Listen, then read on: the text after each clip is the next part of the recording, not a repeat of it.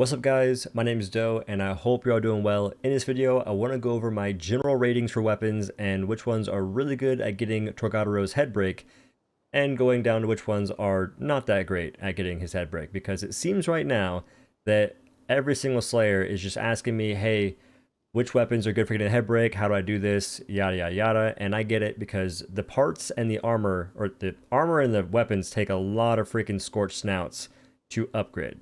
So it makes sense. Now I will say that getting the head break can be a struggle in groups. So if you're good at the game, if you think you're good, if you're good enough, I guess, try and do it solo because this will make it a lot easier. If you're in a group, it's going to require all your teammates not to hit Torgadoro's freaking toes when you want the head break, because that happens a lot. You say, hey, it'd be dope if we got a head break, and your teammates are like, yo, it'd be sick if I could suck on those toes, and they just don't go for the face at all. Weird. Really weird. But to get started on the general ratings, I don't want to call it tier list because it's not really a tier list.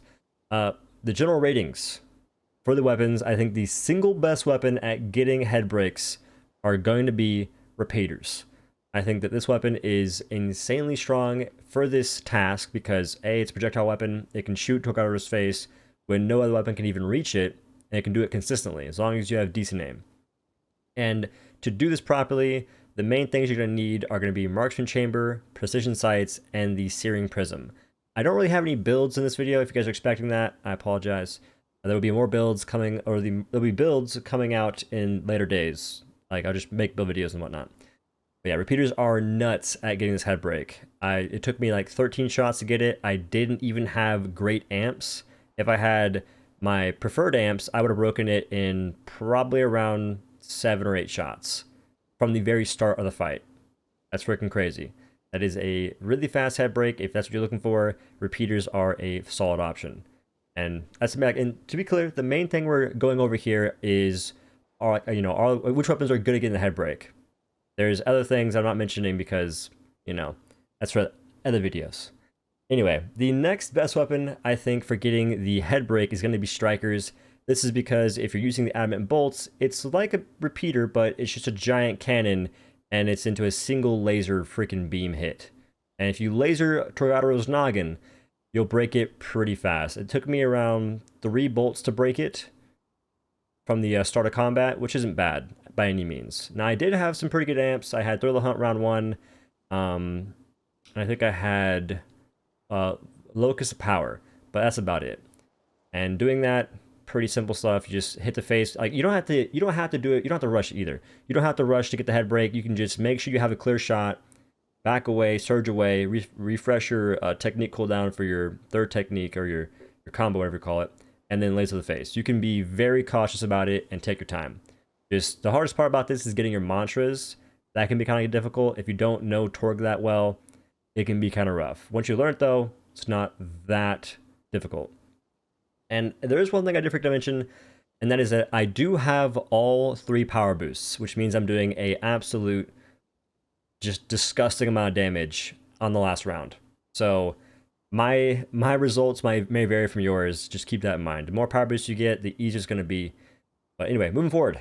The axe, I think, is the 3rd best, or I'm just going to say it's the 3rd good weapon for getting the head break. And to do this, just bring Grim Onslaught and try and hit the face. A really good opportunity to do this is when Torgadoro comes down from its little lair in the top right, and it just jumps down at the very start of the fight. You can jump off the edge and throw your axe while you're falling and hit the face. This is a huge opportunity to do that. And throughout the fight, Torgadoro will be in certain positions where it's kind of low. His face is kind of low to the ground, and you can hit the face with Grim Onslaught then.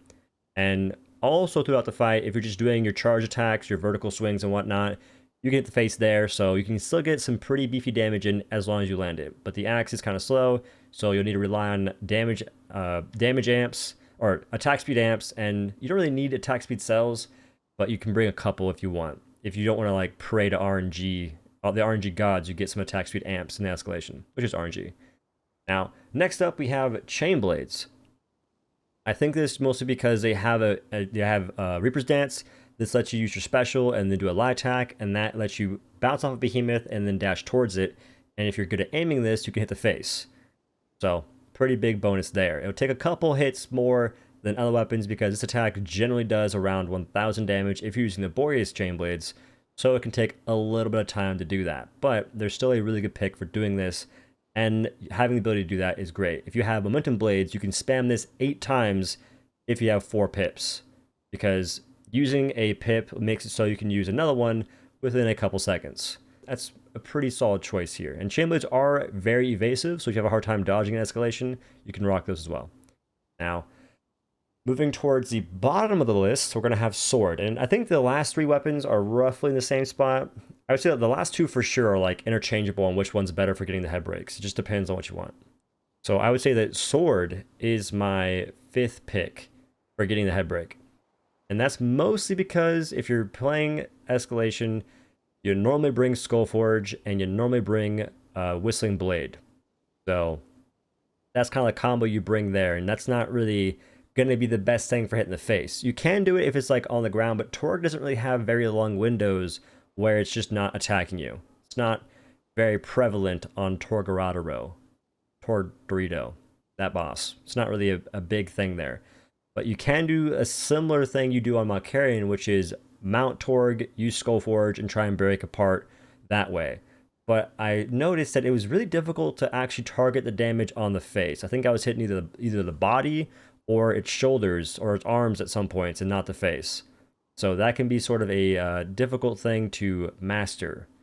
So I don't like relying on that. I don't like relying on the hitboxes just being, going in my favor.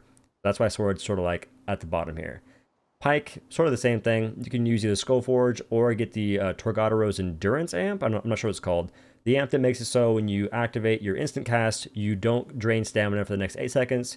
You can upgrade it to where it's for the next 16 seconds, and that's a pretty nice thing there. So you can do the same thing, but I just feel like these bottom weapons just aren't that great at getting the head break. On Pike, you could bring Concussive Payload. I don't suggest it. It doesn't do that much damage, so you'd kind of be wasting your time doing that. Now, in the last place, we have the hammer. This is mostly because a lot of its damage isn't going to be targeted at the face. For hammer and blaze escalation, the main thing you're going to be doing is, if you're running a Lady Luck barrage build, you're bringing Weighted Crown. What this means is you can hit the legs or the arms of some behemoths, and that will count as the full stagger damage. And that's freaking massive for Lady Luck's barrage, which is the amp. So you won't really be targeting the face too much because that would just be wasting your time. You could just easily hit the legs or the arm. And when you Ace Slam, a lot of your damage is dispersed throughout the body of a monster.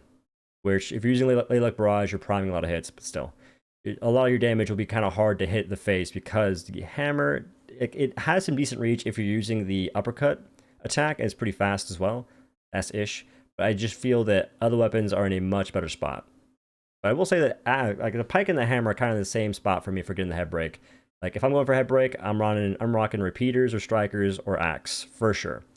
So that is my general rating or tier list, whatever you want to call it, of the weapons and their capabilities of getting the head break on Torgadoro. So if you guys agree, let me know. If you guys don't agree, let me know as well.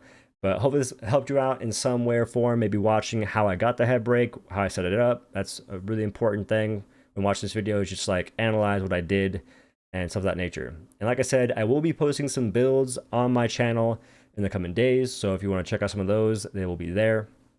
I've just been, working on my audio still. I fixed it for the most part. It's not perfect, but it's definitely in a much better spot than it was. So I'm very happy.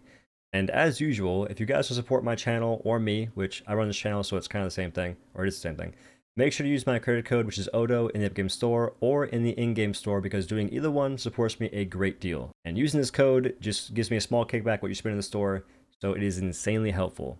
If you don't use my code, just make sure you use someone's code, because it helps them out, and there's really no reason not to. But anyway, guys, thank you very much for watching. I'll see you in the next one. Peace.